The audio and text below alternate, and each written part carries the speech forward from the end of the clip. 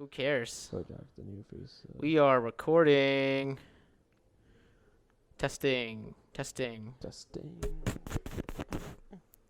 Watch out, white people. Oh, I can slap this on the table and won't peek. That's cool. Just in case you want to spike it. Yeah, I could throw this across the room and it won't peek. Da, da, da, da, da, da, da. Hello. Welcome to the podcast. I think we're good. Oh, okay. Whenever you're ready, Mingo. All right, I'm ready. I'll pop this one open for us. All right. You're always good at that. And we're back. Welcome to episode 7 of the Hollywoo Reporter. I'm Matthew Mingle alongside my co-host. Dan Mendez. What's cracking? Good. You doing It's well? good. I think we're doing pretty good. We're good. Episode 7, right? Episode 7. Episode 7. Episode 7. Just want to say that I just finished finagling the audio recorder. Yeah. So it is recording a little differently. Oh, okay. Hopefully better differently. Yeah. If not, I guess we're going to use camera audio for this. You know what? But different can be better. yeah. I like that. So if you watched earlier episodes and the audio quality was a little off, we don't know because we didn't post any of these yet. But I'm assuming by the time this comes out, we're mega stars. yeah, we're gonna hold on to this until we're famous for other reasons. For good reasons. I hope we end up in jail for tax evasion. I don't know. When I was in high school, they thought that I was as you know, I'm kind of out there, but I'm pretty calm at times. Yeah. In high school, I was very calm. Right. I didn't feel like once you got to know me, like the whole joke was Mingo was very quiet, but once you got to know me, I never shut up. Yeah, that's me. Yeah, I get and but they always joked that at the 20th high school reunion, I was gonna come in like a straitjacket, from jail though. Like, what happened? Tax evasion. Tax evasion. Apparently, gotta pay your taxes. And that was, or some other weird reason that Mingo just ends in jail. Right. That was the joke all through high school, and it still could be true. Yeah, I'm pretty sure I end up in. Life is long, man, and even if you end up in jail, there's always getting out of jail. Yeah, breakout. Prison break. Or you could just stay the time that you're supposed to be there. Well, get out early for good behavior. You know, people say all the time, like, if I end up in jail, I'm going to get ripped or I'm going to read a lot. Because what else are you going to do? I don't think I would do any of that. Right. I think I'd be like, I'm just going to stare at the ceiling. I think I would, like, go insane. I think I would. If you had a cellmate? That's all. That's what it depends on, right? Yeah. How good your cellmate is. We'll be cellmates. Okay. We'll I'll put in a request. To be like dorm mates. We'll just move each other's cells. It's interesting we're talking about the future and failure or success in the future because this episode is sort of about that, right? Kind of, yeah. It's about PC. Princess Caroline. This episode's called Say Anything, which is a Cameron Crowe movie. I believe it's his debut film. Really? Yeah. One of my favorite movies is by him. It's Jerry Maguire. Mm-hmm. It's my second favorite Tom Cruise movie behind A Few Good Men. But he directed that, and that is, I think, the only Cameron Crowe movie I've ever watched. And I think you voted on it. I posted on Instagram a question who my favorite director was, and I was like, I don't know. You talk about a lot of directors. I do, but it was like I put the wrong one. I know you that. did. It was because the one you picked I do talk about a lot. Mm-hmm. But it was David Fincher, Richard Linklater, Cameron Crowe, and Steven Spielberg. Mm-hmm. 2 people voted for Cameron Crowe, and the only reason I put that there is because I watched this because episode. this episode. And I do love Jerry Maguire, but the right answer was David Fincher, who's a guy I do not talk about a lot, even though I think he's the greatest director of all time. Right. So anyway, that's a side. Does he voice his character in the show, or is it Cameron just Crowe? Yeah. No, I think it's some random I didn't person. think so. Yeah, but Cameron Crowe, he's got an interesting career. There's a great. We'll get to it at the end of the episode, but I really like the joke they have of Cameron Crowe at the end. I think there's. All right. Get into the bio though. Who's this written by? Okay. Okay. This time I have it on my phone because like every episode I forgot to write it down, but my laptop's being weird. So this episode was written by the great Joe Lawson, who has no picture on IMDb. It's just a silhouette. Ooh. So I don't know how much. He's successful. He might. You never know. And directed by Martin Sendra. I'm probably butchering that last name. Right. Senderia. All right. Shout out to you guys. Thanks for this episode. So they did that, and I want to go through. I found a little IMDb trivia.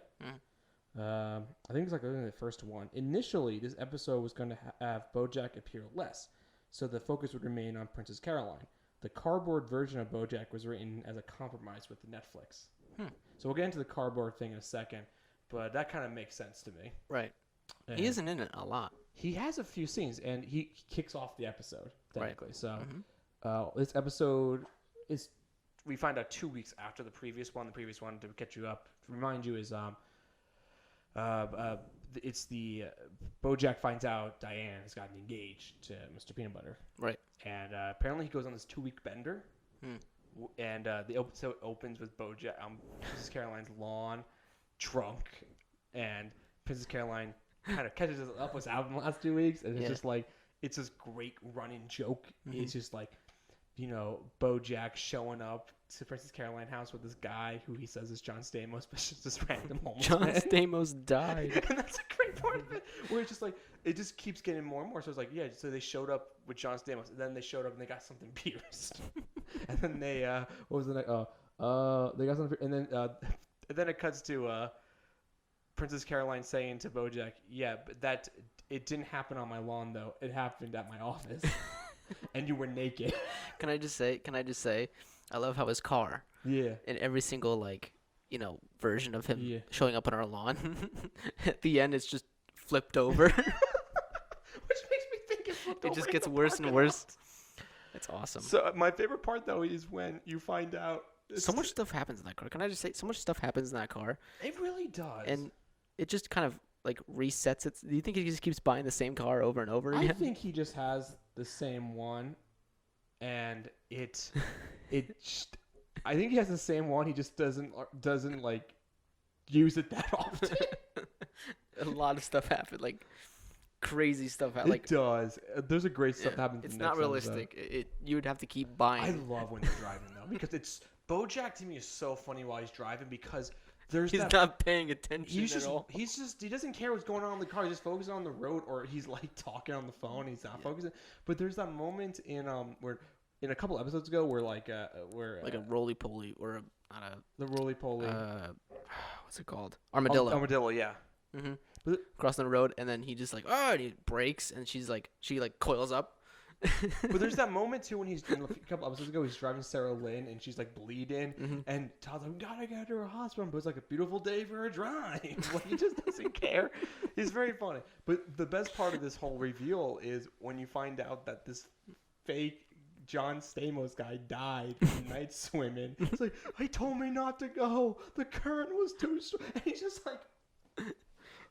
he's crying while saying it, and I laugh so hard at it. Funny crying is the best. Yeah. I've had this conversation with my older brother. The way he said it, John Stamos died. It's just this great reveal. There's this. You were naked too. Stamos. He's pounding on the ground. There's this something weird about people who can cry funny. Yeah. And it is something I've noticed over especially the years. Especially voice actors. It's just funny. Mm-hmm.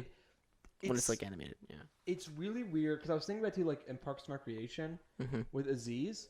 There's an episode where he how he explains how he returns all of the stuff he gets from Sky Mall, and there's a moment where he goes he's a panini press, and he goes he's the key is to cry a lot. He's and then my hand fell into panini press. I was that's so funny. I remember that. Yeah. I really it became, and there's other occasions where I found crying in comedy to be the funniest thing in the world. Yeah. I can't explain why. Yeah. I just even in actual serious movies, sometimes it's oh, they didn't do that right. That's kind of funny. Because I think the difference in a serious movie is they're trying to be dramatic. As a meme, Spider-Man. In the Tobey Maguire Spider-Man. Yeah, the first one. When Uncle Ben dies. He's just and it turned into a meme. There's also Michael Jordan has one of those. Yeah. This guy who got drafted recently, Zion Williams, cried when he got drafted, and there was a meme going around, all the great ones cry. I think they had one of LeBron too. Because crying means two things: either you're really excited, you're really sad, happy, happy, or really sad. Yeah, it's one of the two. Yeah. Sometimes you cry for stress related. There's other reasons to cry, but when we see it in the media or in film and television, it's usually to show one of the two things. Right. There was actually an episode of Everybody Loves Raymond where they talk about how the mom cries to relieve stress, which is and Ray watches her cry, and he's like, it was. I haven't watched enough of that show. I love that show. I need to watch it. I wish it was on. It used to be on Netflix. I'm so sad it's not anymore. And the whole episode is literally Ray trying to like say, "But you were crying, so you were sad," and the mom was like, "No, I cry to relieve stress," which makes sense. Which does, and I've done that too. I'll cry every couple months just to relieve the stress. I watch a sad movie. Cut some onions. Cut some onions. I cut my. Oh, no, that's really dark. I cut my finger a little bit, and then I cry. Hurt myself today just to feel the pain. If you need help, please get us, please. I threw myself down the stairs today to see if it would hurt. It's like in the episode of BoJack where he has the hand over the flame. I feel nothing on the outside or inside. Nothing on the inside, nothing on the outside. That's pretty cool. So back to the episode. He's in a robe for some reason. We gotta put that on a t-shirt. So back to BoJack. I'm gonna wear it every episode. So they go over the whole Stamos thing. That's so great. And then great. This episode is Princess Caroline focused, and she gives BoJack that speech, right? Which is just like, you're a star. Get up, pick yourself back up again. Let's try this again. Like, you don't give up.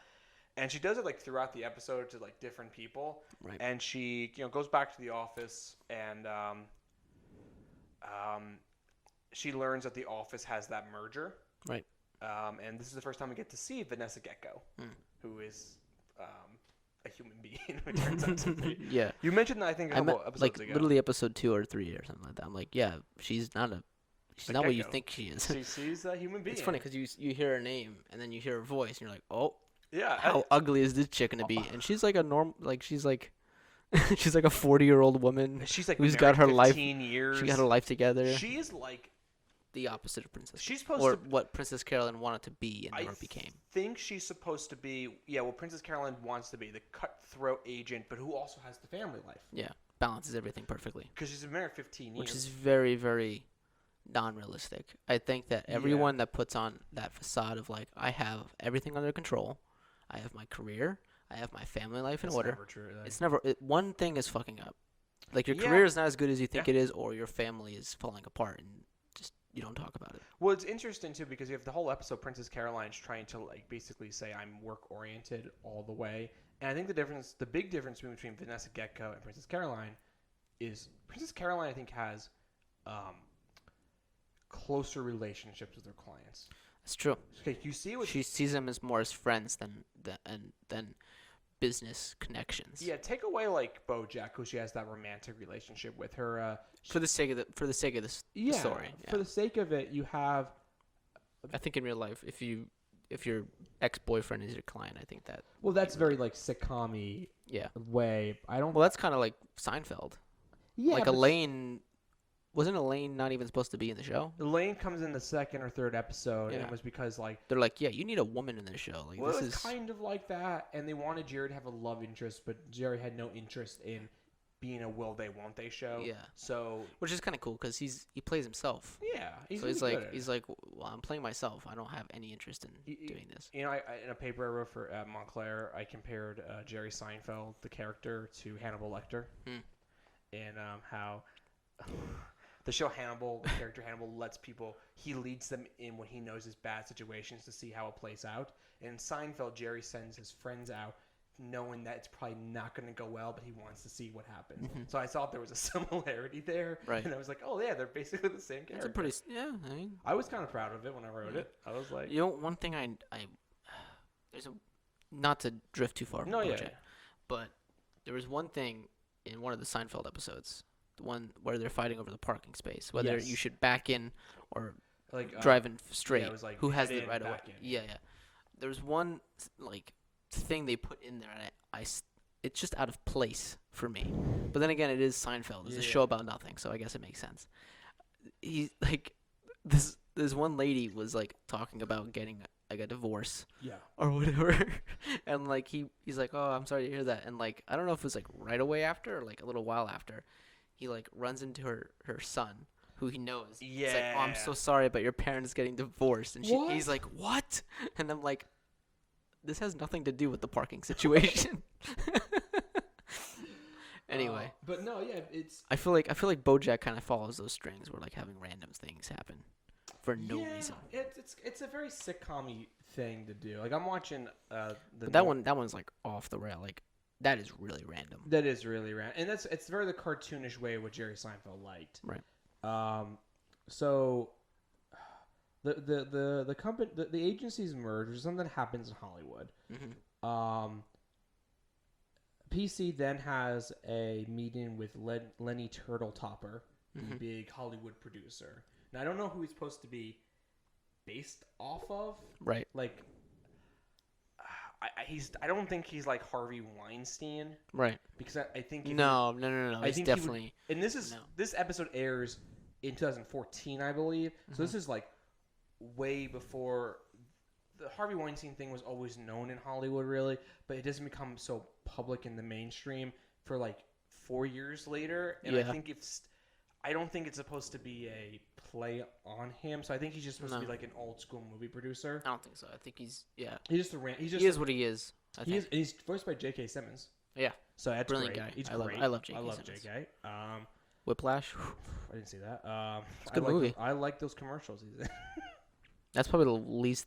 That's like the one thing I hate him in is those stupid farmers commercials.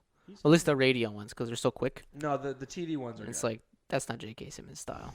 So they're producing the Ava Braun story. We're getting Schindler's List 2. I was thinking that's the whole time. Finally, Schindler's List 2. Can we get more Schindler than this? The movie's supposed to star Zach Braff and Kate Blanchett. Mm-hmm.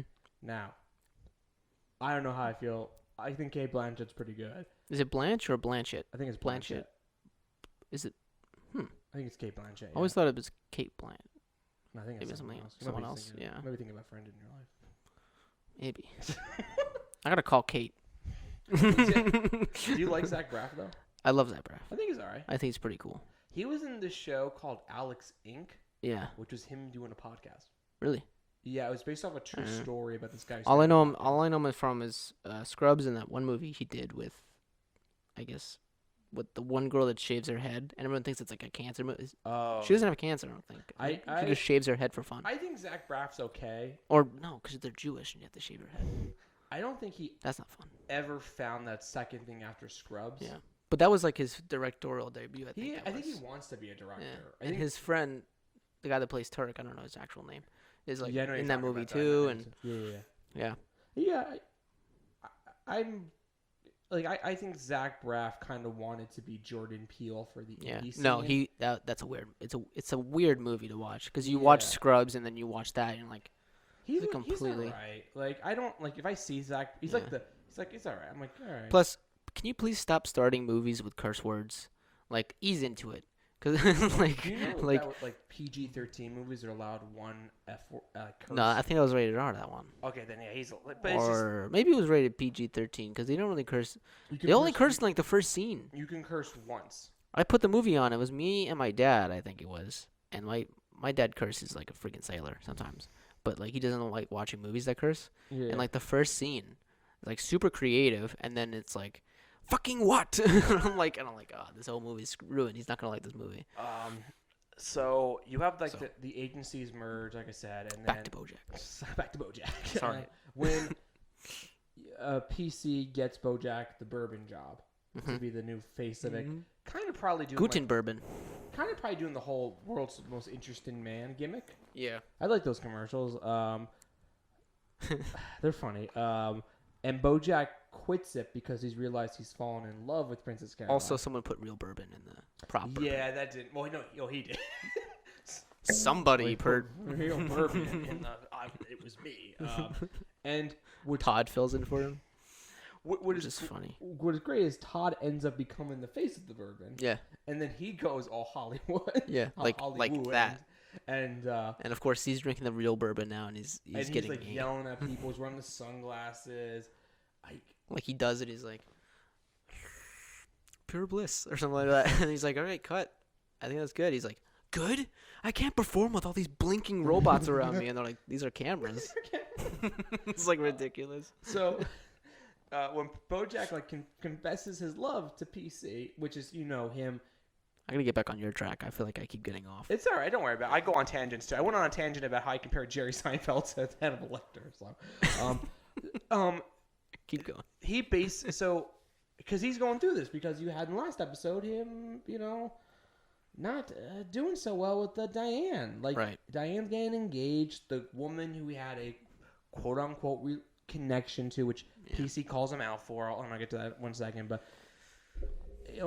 PC tells BoJack he didn't love Diane. He only loved her because she listened to him, because she's writing a book about him. Mm-hmm. I think I've said this before. It's like how you hear sometimes patients fall in love with their therapists. Yeah. Because they know all the intimate details about you. But the thing is, they don't know anything about you. Mm-hmm. Oh, sorry, you don't know anything about them. They're doing their job, but in order to do their job, they have to sort of put themselves in a best friend or a close friend type of spot in your life when it's not real. I don't know. And not to bash therapists, because there's one right on the other side of that wall, but therapists suck, and no, everyone should go see one. No, but and PC says that's part of their job. Yeah, PC's you only love me because I also listen to you. But I think there is this weird connection between them. She's not a therapist, by the way. She's a ghostwriter. Just in case you're joining. Just use them for the comparison. Just in case you're joining us midway. So, midway through. Diane's his ghostwriter and PC's his agent. Yeah. And I think Princess Caroline does actually really care about BoJack. Or else she wouldn't have him as a client anymore. In fact, I think Vanessa Gecko steals him. Well, no, she basically gives him up. No. So, BoJack, is this the episode where... Yeah, this is one where is the cardboard cutout, right? It's the cardboard. We'll get to that. So that's my favorite joke. He's trying to get with Princess Caroline again for the umpteenth time. Yeah. And she's like, well, no, I'm not going to have a relationship with my client. Oh, yeah. And so he goes and signs with Vanessa. Yeah. Yeah. Okay, you're right. See, I don't have notes, but you knew. Well, this is the last episode I watched. I watched this one. It's fresh in my 2 mind. 2 days ago. And, I watched it a little while ago. I rewatched it. BoJack then, you're right. He gives Princess Caroline the cardboard cutout, which like I said before is BoJack was going to be in less of the episode, and they had the cardboard cutout there. And I think that's a great compromise. Yeah. He's saying quotes from Princess Caroline's favorite movie, Jerry Maguire, which I love Jerry Maguire. Princess Caroline, what are we doing here? Or it's one of my favorite ones is every time someone walks by the cardboard cutout says something, and he has a great line where he goes he's quoting Rod Tidwell. I think the quote's something I'm from Arizona, because that's a big speech Rod Tidwell goes on. I'm from Arizona. I want Arizona dollars. He's plays for the Cardinals. He played at Arizona State. He was from Arizona. I love how after all the quotes, right? Yeah. After his whatever, I guess, however many recordings he did, he's like, all right, I'm done. Todd, is this thing off? How do I turn it off? Todd. Whatever. I think it's off. Anyway, time to practice the trombone. It's actually a trombone. No, but there's also another great one where he walks by and it's the famous line. It was the human head weighs 8 pounds. It's just because I think he does say things too you complete me or help me help you. But it's just the fact that the further he goes and the fact he gets to, I'm from Arizona. It's just a quote from the movie. Because it's a very quotable movie. It's one of my favorite movies. And I've never seen it. I'm going to compare this episode to it at the end. Okay. Because Princess Caroline's relationship with BoJack is very much Jerry Maguire's relationship to Rod Tidwell and what Jerry goes through in the episode, in the movie. Okay. But anyway, like I said, Vanessa Gecko becomes... I think there's a freaking alarm clock in the other room going off. I think you're right, yeah. It's really bothering me. I'm sure you guys aren't hearing it, but... another little tidbit. Spielberg is not going to direct the Ava Braun romantic comedy they're making, which is I guess Schindler's List 2 again. Will not happen. So, like I said before, Vanessa Gecko becomes BoJack's agent because BoJack fires Princess Caroline so they can have a relationship together. And the blackmail plot finally comes to an end. Okay. Because those birds who have blackmailed. Yeah, that was a weird like. I like how they added it, but it was kind of like. I like we needed more context with that. I like because he's blackmailing him because he slept with Sarah Lynn. Mm-hmm. And they don't want anyone to know that. Yeah. And they keep trying to blackmail him. Yeah. He just is so like. I think it puts the audience in like, oh, someone's gonna find out about this. That's why I kind of like the payoff. And then Vanessa Gecko is just a badass. In a second, she's like. That was awesome. She was like, yeah, you can't do that because you didn't have a license to shoot on private she's like, property. oh, you didn't have. Yeah. I she like lists off a bunch of things, and she's like, we're gonna sue you for more money than you're gonna get from these photos. And only one, it was $50, which I don't know. It's a weird thing when you. I don't like those. When you analyze it, you're like, well. It's kind of like the joke where Todd's like, my bail is $50 or $100. Yeah. It's like, oh, the joke is how low it is, and they're not gonna pay it. Right. But they just did that joke. But I'm sure there's like low lifes out there that take pictures of celebrities doing dumb stuff that everyone does, and the publicist just, pays them off because like, you know what? We don't want that out there. It's just stupid, and people are gonna turn it into something else. So here's $50. I'm sure there's stuff like that, depending on how big the celebrity. I don't think it's $50. I think it's more. It's probably like $500. Yeah. And like we take the pictures and we get the negatives. Yeah. So, but Vanessa Gecko has this. To compare it to Jerry Maguire, she has a very Bob Sugar relationship with Bojack, where it's very agent-client. There's no personal relationship. Like, they never really talk to each other. And Vanessa Gecko is not Bojack's agent for very long. Like, she shreds his contract to show Kate Blanchett how invested she is in her career. So Bojack's no longer client at this agency. So Princess Caroline, having a relationship with him, decides, I am going to find Bojack a movie or something. Yeah. And that's what she's going to do. So I'm trying. Wait, hold on. Sorry. Person. Oh yeah. So when Bojack, wait, I think I skipped something. My bad.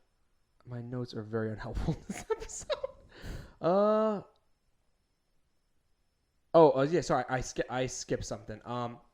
So Bojack, after Kate Blanchett, Vanessa Gecko steals Kate Blanchett. She decides to take Bojack up on his offer to go out to dinner. Right. And they go out to the restaurant that he bought, which is great because like we can get. They go back there a lot. It's a great he bought set it. piece. Yeah. Also, I feel like it's.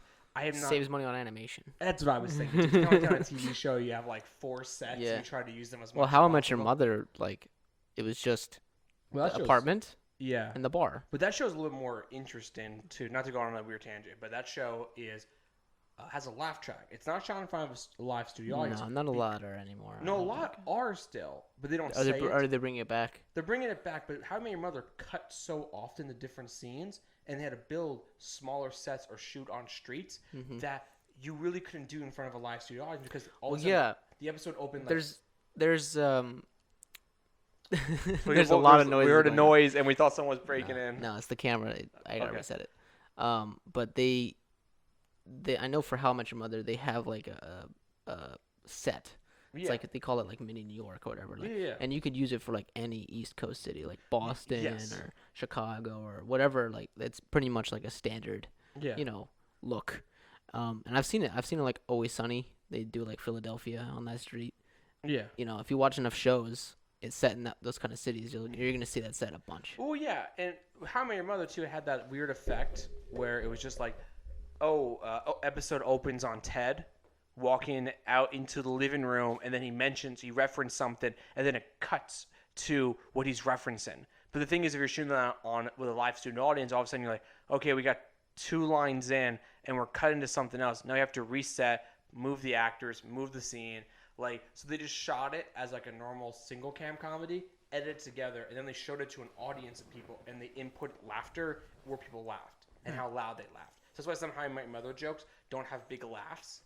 Because that's how much the audience actually laughed at it. I never noticed. Yeah, I was. Laugh tracks are something that you kind of. I saw a video the other day. It was like like Friends, but without the laugh track. Yeah. And like Joey is like not Joey. Phoebe. No, one of the dudes. Monica, Chandler. I think it was Joey, Ross. Ross is super creepy without a laugh. Oh yeah, track. he is the Ross's character. I'm sure David Schwimmer is fine. He seems creepy. He was the giraffe and what? in Madagascar. I didn't like those movies. Those are like that's like the age gap. It was Melman. This is the age gap between us where you probably like those movies and I did not watch them. Yeah, it was like on the verge of like too kiddie for me. Well, that's the thing. You were still at the age where I think a little bit. Yeah, it's fine. Those movies you could still go watch. Where I was at the age where I'm like, I don't think I'm in the market for a new animated. By the time series. the second one came out, I was way too old. But probably. I already saw the first one. It was pretty cool. So. Anyway. So they go out to dinner, and Princess Caroline's pretty much content on like her career. I think she thinks her career is over. Yeah. And because she doesn't have many clients left, right? She doesn't. And she's kind of talks herself into it. You know, when you're at that stage of life, right? 40, yeah, and you have put off like having a family and like for this career, fine. But when that career like tanks or is like going through a rough patch, it really sucks. I've seen this several times where people put their entire life into their career and it flops or it goes through a rough patch. They're insufferable. Yeah. Because they don't. And listen, I'm not a psychologist. I'm not speaking for anyone's point of view.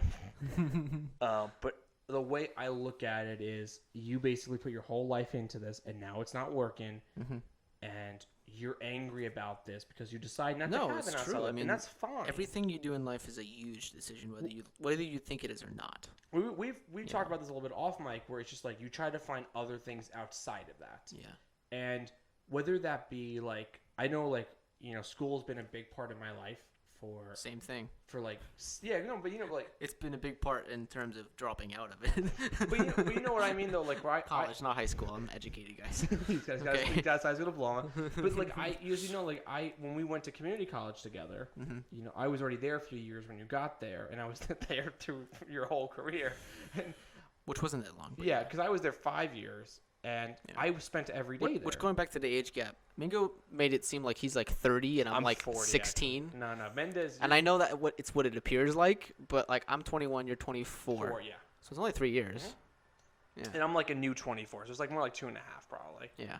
So. I'm about to be 22 in like so less it's like than 6 months. So it's like 2.5 years. Yeah. So, but I knew when because I was very involved at the college too, because through our film club and being an ambassador at the college, I was there every day for like great trucks making noise outside for about, I don't know, like I was there like from 9 a.m. to like 9 o'clock at night consistently because I liked being there, and I know how unhealthy that was, right? Because I invested my whole life into it.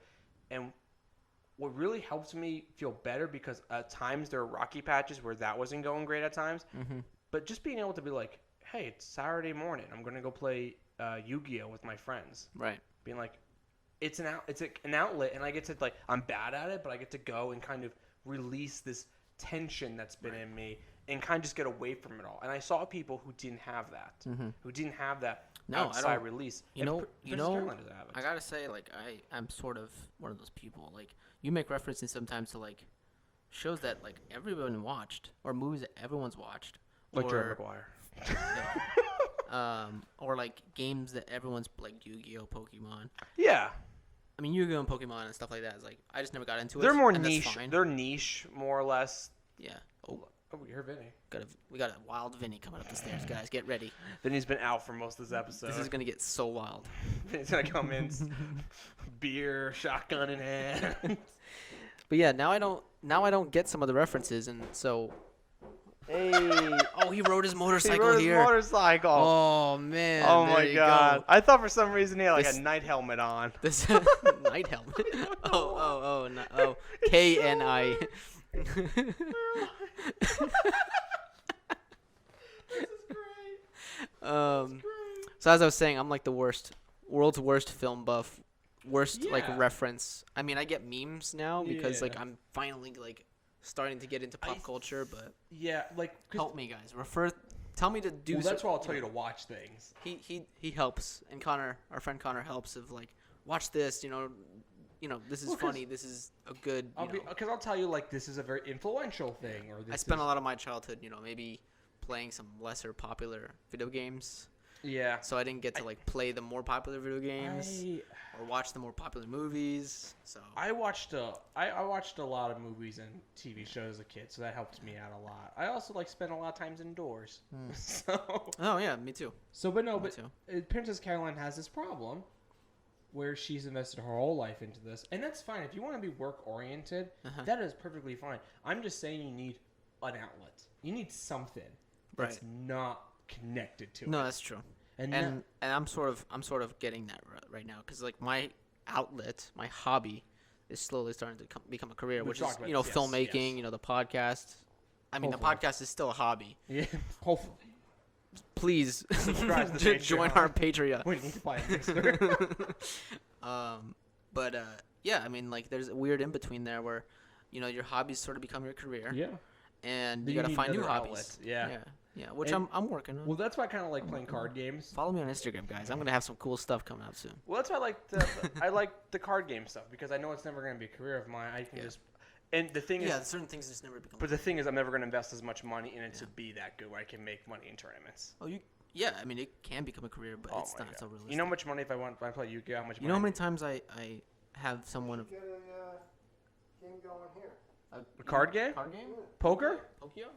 Pokio. I'll play poker as well. What was that? That's one way we can make some money. Charge a door cover in the house. I can't believe what I'm looking at right now. It's off camera, but like. Daft Punk's in the house. I like Daft Punk. Remember they had the... All around the world, baby. Yeah. My dad... It's all right. It's all night to get lucky. My dad used to call me that because I'd ride around on my 50cc scooter with a helmet like this. Lock up way downstairs. All right. Gotcha. All right. Enjoy See you, Vinny. Show. No problem. You want the keys back tonight, or? No, you can't lock up. Oh, no. You want me to hold on to 'em. Okay. I'm Vinny's neighbor, by the way. I'm going to do a mic. Oh, okay. All right. Good luck. If I make it in time. Helmet on. Helmet on. Yeah, no. You'll be like the. You could be Andy Kaufman up there. He did stuff like that. Yeah. You ever watch this show Top Gear? Yeah. You're the comedic Stig. Stig's comedic cousin. There's a From character. Top Gear. I can't hear what. We'll text it to you. Stig's comedic cousin. Who? From Top Gear. You know Top Gear? No. Top Gun 2's coming out. Tom Cruise. There's a Top Gun 2? They're coming out with it. Yeah. Oh, man. You gotta get on the internet. Dude, between Jay and Silent Bob Reboot. Yeah. Bad Boys 3. Bad Boys 3. Top Gun 2 now. Rush Hour 4. I never watched the Rush Hours. I think I watched like 2 of them. There's a lot of reboots coming out. There are. And I hope they're good. Oh, Toy Story 4. I didn't watch Which is just another sequel. Yeah. It's not even a reboot. Where were we? So, the whole job thing. Yeah. So, Princess Caroline decides she's gonna. Sorry for the interrupt. She's gonna be with She's gonna be with BoJack, and BoJack then, while he's getting in the car, gets a call from Herb Kazaz. Right. He's now kind of Herb's. They have a very rocky relationship. I was gonna say arch enemies, but BoJack does not hate Herb, so they cannot be arch enemies. Right. Who tells BoJack you better I'm dying of cancer. Mm-hmm. You better come up here. You're not gonna have many chances left. If you want to talk to me, this is your time. And it's sort of like creepy. What? When he calls him, it's like this is your last chance to talk to me. Yeah. And it's like you don't know who her because we find out in the next episode. Well, we met him in the episode. Do we? So, yeah, we did. Oh, we do. We know that they're stand-up friends. I suck. And we know that we created Horsing Around, I believe. Yeah, he was the writer. He was like the yeah. So BoJack hears this, and that's kind of when the magic's taken off their relationship, because all of a sudden BoJack and Princess Caroline are going towards this because they're at both places in their career where this is like the fail-safe. Mm-hmm. We can always come back to this. Right. It's kind of like how we're gonna get married when we're 40 to each other. We're single 40. I said that to Connor the other day. You're Well, no. It's a joke. We'll all get married together. No, me and Mingo Connor. have a pact, guys. All right. We're still single 40. Yeah, or Mingo's 40. I'll be 36. Yeah, Mendez will 38. still. Mendez will still go along or with whatever. it. We're gonna get hitched. Math, but yeah. We're gonna get hitched. Not in a gay way. No homo. No. We'll get to that part. I like when people use that ironically. We get to that point in the ceremony and like, okay, you can kiss your husband. You're like, oh no. It's not like that. Handshake. Yeah. No, at that point we have a high five. We do. Yeah. So, disposable income. Yeah. I'll be the trophy husband. I'm good with that. I have the body for it. Was it you that said that? Or someone else maybe said that? I've said that several times. Me and one of my friends, John Heater, we have this joke. I just want to be a trophy husband. That's our goal in life. Yeah. What if I like a rich older one? I gotta start working out because that sounds really nice. That's what I'm going for. Yeah. A quick little side thing again, off the side thing we just said. This girl one time said to me, "You know what your dream life is?" I said, "What?" To live off your trust fund. I said, "Isn't that everyone's dream?" But you don't have a trust fund. That's what I said. No one has trust funds. She was like, but you would do so well. No with one makes trust funds anymore. Because you could just do nothing all day and have your trust fund. I'm like, yeah, I think that's what everyone wants to have. Yeah. No, that's a no-brainer.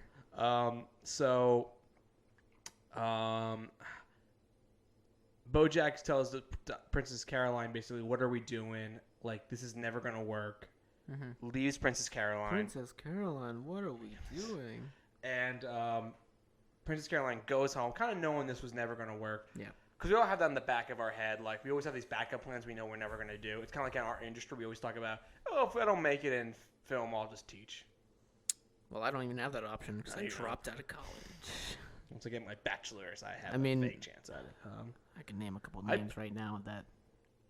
But I applied for a teaching job. Did you? Yeah. You have a degree though. Yeah, all you needed was a high school diploma though, and film experience.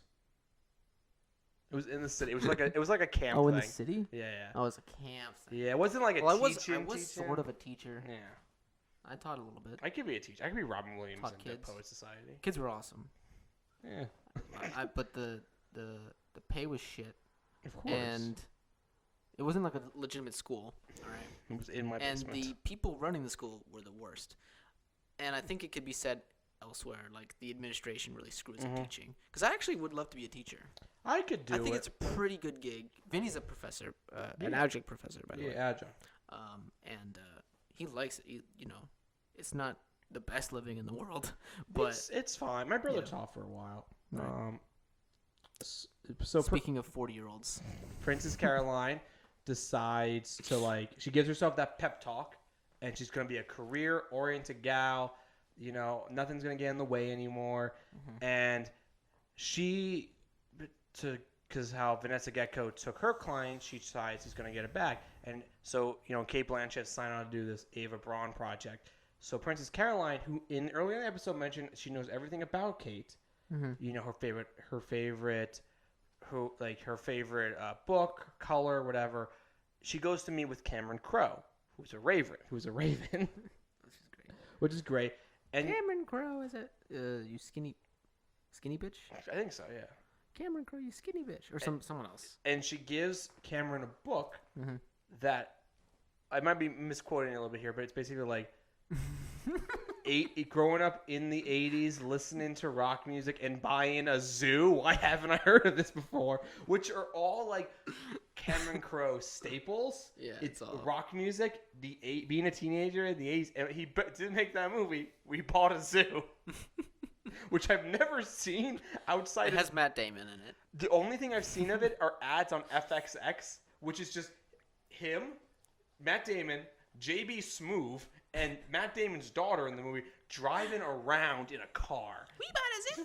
It's just like, that's it. That's all I know. That's all the freaking trailer is anyway. I think so, yeah. And I like Matt Damon, and I enjoy Jerry Maguire a lot from Cameron. Matt Damon. So. Yeah, Matt Damon. So Cameron Crowe says Kate Blanchett will drop everything to do this movie, and this pays off of knowing your clients and having a relationship with them is, which is kind of like in Jerry Maguire, because Jerry writes this basically this big letter, I don't know what you want to call it, saying that because he's a sports agent, saying that he has a kind of a moment of like, we don't have relationships with these people and they're risking their lives playing sports, right? And saying like it's fewer clients, it's personal relationships, it's less money, but we'll get more fulfillment out of it, and people will want to come to us if we have a relationship with them.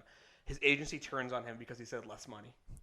And he opens up his own agency, and that's where Cuba Gooding Jr. plays Rod Tidwell, is his only client left, and he builds this like his family relationship with him so much that like when Cuba gets hurt in the last game before he gets his big contract, Jerry Maguire is at the game. He's running on the field. He's like, he calls the wife immediately. It's like, I have a personal relationship with you, so I have a personal relationship with your family, right?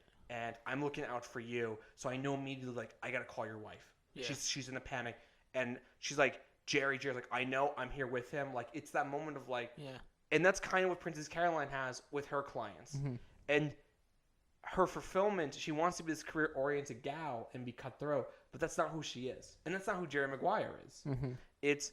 She wants that, but it comes, when she makes that speech to herself and she says, you're just a robot, that's so sad. Yeah. Because you are a robot. Beep, boop, bop, bop. Like, she's basically saying, I'm going to cut off what makes me me. Yeah. And having personal relationship, because you see also when BoJack calls her saying, I'm going to go see Herb Kazaz so you can get me a part because I need good news. Princess Caroline goes to immediately being like, oh my God, how are you feeling? And then it's like, no, that's not who I am anymore.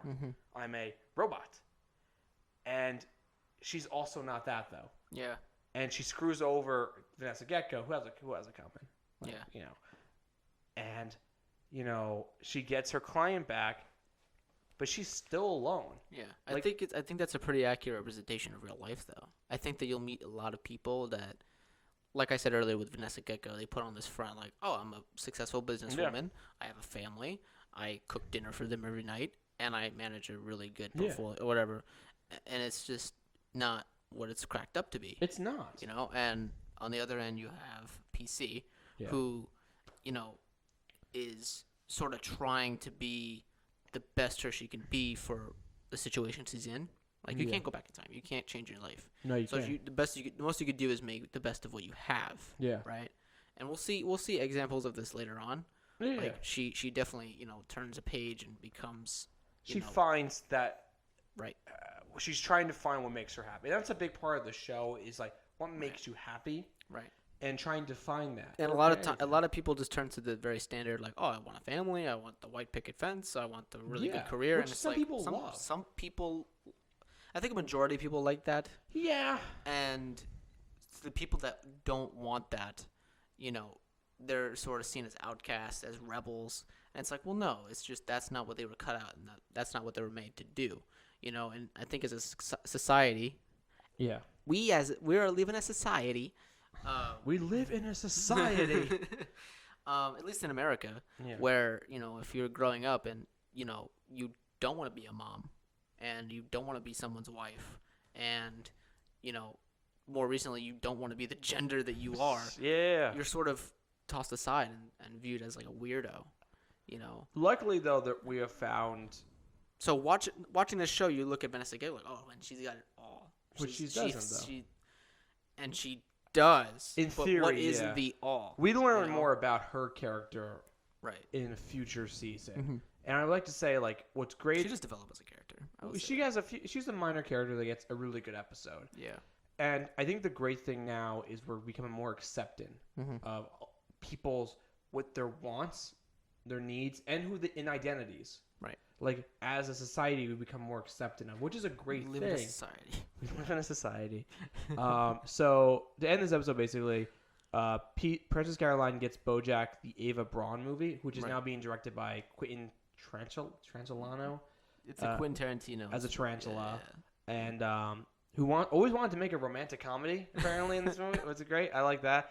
And well, he's making a Star Trek movie now, so good for him. I guess he's in the same realm. Whatever. I'm not a big fan of him. Isn't there sex scenes in that? In his Star Trek? In Star Trek? I guess. I don't know. I've never seen a movie. I've never seen Star Trek. Me either. I don't like Star Trek. I don't like Star Wars. I don't like space. I like when people confuse them on purpose. I like when people get upset when people confuse them. Yeah. That's hilarious. And it's like, no, it's on purpose. Obviously, we know the difference. So BoJack turns down the role because we don't know why yet. We'll find out in the next episode. But because he's upset, like nothing matters. He doesn't want the movie part anymore. It's a big movie too, and he doesn't care for it. And the episode ends with Princess Caroline being very upset, looking out the window, and her phone tells her happy birthday, probably 40th birthday, Princess Caroline. Thank you, phone. Because that's all she has. That is so sad. Yeah. And it's not sad. Honestly, I think parts of this episode could be chopped out. Yeah. And put in order to make like a short film. I think so too. Yeah. I think the only thing in this episode does not really work is the Todd subplot of him being a jerk on set. You needed to do something with Todd. You did, yeah. You have Aaron Paul. Great Aaron Paul. Just standing by to do his voice thing. Yeah, and he's really good in it. You got to do something with it. And I noticed the other day he gets the "and" in the show. Like Will Arnett is the first person, and Aaron Paul is the "and." That's cool. I think he's either the highest paid actor on the show. I would imagine, considering his background. The "and" is the big one. Yeah. The best have is special appearance by, because you get paid for every episode regardless if you're in it or not. I didn't know that. Yeah, no, that's a big one. Okay. That's like if your agent gets you that, you're like set for life. The only bad thing is though, you could be doing a play in New York, and they could call you and be like, "Yeah, so we wrote you into this episode last second. You need to fly out here and shoot the scenes." Yeah, it's like, well, I have a matinee. But the thing is, though, that's the contract dictates he has to be there. So, which is, I guess, why you have understudies. But yeah, so but no, I felt really bad for Princess Caroline because she's all alone. She's 40 years old, and I think for some reason when I first watched this, I thought she was younger. Yeah. I thought she was. I mean, we do see BoJack and say, well, he was in the 90s and he was like in his 20s, early 30s. So we know he's like late 40s, early 50s. Yeah, 50s. I think though for some reason I thought Princess Caroline was like maybe early mid 30s. It's hard to judge with an animated show, because it's not an actual actor. Yeah, you can go off this voice actor, but a lot of times it's not even the right. Yeah, gender. but it's like how the person who voices Bart Simpson's a woman and she's like 60. Exactly. And let alone they're animals. Yeah, so we don't know how old these people are. So later on we get little flashbacks. We get one in the next episode. Yeah. And we get to learn more about the backstory of some of these characters. But for this episode alone, I feel like this is, like you said, this could be a short film. Yeah. I like this. And if you go further and get parts of other episodes. This could be honestly like. I think we should do that. I think I should go. We'll do a cut of the show. Yeah, we'll do it, and it's like a short film. And people that don't know BoJack be like, wow. They're really good animators. I think it could be a short film. I think this could be the show though. Like you could not. This show could be about Princess Caroline. Princess Caroline could get a spinoff, and she does get a lot of episodes. She does get her own episode because couple episodes. What's great about this is she has not had a lot to do in the previous episodes besides being his agent and past. Yeah, she kind of fits into a role that a lot of. Do you think she's an Elaine character like we stated earlier? I think she's more dynamic than that. Okay. BoJack is a show that has more artistic ambition in the sense of they're telling a more emotional story. Right. Where Seinfeld is more ambitious in comedy. Mm-hmm. And I think the whole idea of Seinfeld is they really have no emotional arcs. That's the whole idea of the show, where these characters do. And I think Princess Caroline could be her own protagonist in a way that not many other characters on the show could be. Yeah. Like, I don't think you could do the Mr. Peanut Butter show. No. You could do a Mr. Peanut Butter. Although he does get... All these characters get more developed. No, they do, but like... Even the character actress... Margaret Martindale. But she gets more developed. If I said and she's a real-life person. If I said to you tomorrow, like, we are greenlighting a Princess Caroline spinoff, 10 episodes, she's the star of it, it's her show, you could see there's enough there. Yeah, there is. I don't know if it'll go past, like, 2 seasons.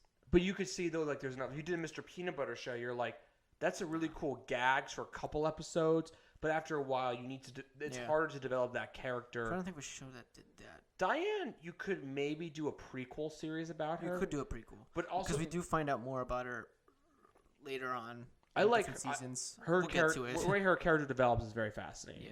Yeah. So that's basically the episode. It's very depressing. Yeah. I really... But it is a good episode, though. This is a really good... we're in the stride. Yeah. This is like...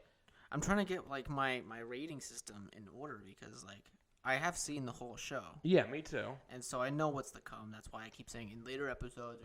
Of course, but it's hard not to when we've seen the show. So I'm sure the rating system. What would you rate this? This one, I'm gonna give an 8 to. An 8? I think it's an 8. I think the Todd thing lowers it a bit for me because when they keep cutting to, I'm not as interested in that. Yeah. But I love the Princess Caroline storyline. I love the Cameron Crowe stuff. See, I love the BoJack cardboard cutout. Yeah. I like it From as Arizona. I like it. I'll give it an 8 too. Yeah, it's a good rate. Yeah. It's a good grade. Yeah. I this is a good episode of the show. I like the next episode more. It's interesting because we just started. I just started putting these together and sort of watching them, and so I definitely want to go back and see the episode. And as I see the episode, sort of take note and be like, I think this is like a 7 or a 6 episode. I kind of go off of just at the end of it. How did I feel? Yeah. Did I look at my phone that much? And we gotta be realistic about it. No, I try. Yeah, and you try to be. That's why I think this is an 8. Like again, I take points off because I don't like the Todd storyline. Remember, we're punching up. We're so punching. The people that made this show is probably not ever gonna see this. So. No, they're definitely not. They're so we could be as honest maybe, as we want. Hopefully, we can get some of these people on the show eventually. Maybe. I would love to get if we could get like the creator of the show. Yeah. Even hopefully we could do like a phone interview one day. Maybe. Guys, make it happen. If this gets big enough, you know what though? Crazier things have happened. Yeah. A podcast I listen to sometime. I think it's called Shatter and Shield, which is a podcast about the TV show The Shield. I love The Shield. They got the creator Sean Ryan on, and they're not like big people and everything, so you never know. And it could be. I mean, I'm sure it'd probably be okay to like, have a writer on. I think we could reach out. Several people write this show. Yeah, no, we could reach out. We'll do some research. We'll see who. Not to say that the writers aren't, like talented. If we can get a writer on, again, we're not trying to make write checks we can't cash, but hopefully we can get someone on. Right. It'll definitely be a Patreon exclusive. If we get the creator on, you know what? That's interesting because we're going to talk about that because that could be a big episode for us as like publicity. Yeah, no, they won't. It'll be on. It'll be a free episode. It'll be a free episode. When we get Will Arnett on. Yeah, no, we're cashing in on that. Paul F. Tompkins. So yeah, that's all I got. You got anything? Follow us. The plugs. It's always down in the description. And if you're listening to us on SoundCloud or anywhere where it's just audio, as I said before, we have a camera in the room. We're actually filming this. It is a pretty standard camera, so we have to get up and reset it every once in a while. But 99% of the show is filmed. So you can see our beautiful faces. I look great today. I shaved. I had a job interview. I shaved. You actually did. And another thing, we are going to release these coming up soon. So so the next hopefully which is why we're not asking you guys to comment what you guys think, because we wouldn't be able to see it for quite some time. When the episodes are posted, we'll have in the show notes a link to all of our stuff. Yeah. And, follow us, of course. Also, please, if you're listening to us on iTunes or something, please leave a review. It helps us get noticed. Yeah, I mean, not that we out more. Again, there's going to be a really, really if you give us a really helpful piece of advice, thank you. Yeah. But you might not see the result of that for quite a while. Yeah, because we're stockpiling these. We're basically because Mendez has a very busy schedule. Is a very busy schedule of filming, which is why we film 2 at a time. I'm going back to school in about a month and a half, and summer flies by, man. Summer flies by, and our schedules get more packed. So we want to have like a couple months worth of material. So when we start releasing, and we can't meet each other for a couple weeks, it's not such a big deal. So just in case that was on your mind, why are why is it snowing outside and it's very sunny and there? Why is Mingo sad all the time? Anyway, guys, thank you guys so much for watching, listening, whatever you guys are doing. Yeah, if you're at work, at school. Thank you for listening to the Hollywoo Reporter. Yeah. Hopefully we'll have a guest on real soon. Maybe. Yeah. Actually, we will. Next episode we're hoping. Next episode we're gonna have our friend Connor that we've mentioned a couple times in this Eleanor episode. Maitland. Yeah. And he's gonna watch his first ever episode midway through season 1. And he's gonna help us comment on it. He's gonna be great on it. 3 brains are better than 2. Exactly. Or 1.5. So, thank you guys so much. I'm Matthew Mingo. I'm Dan Mendez. Have a good one. Signing off.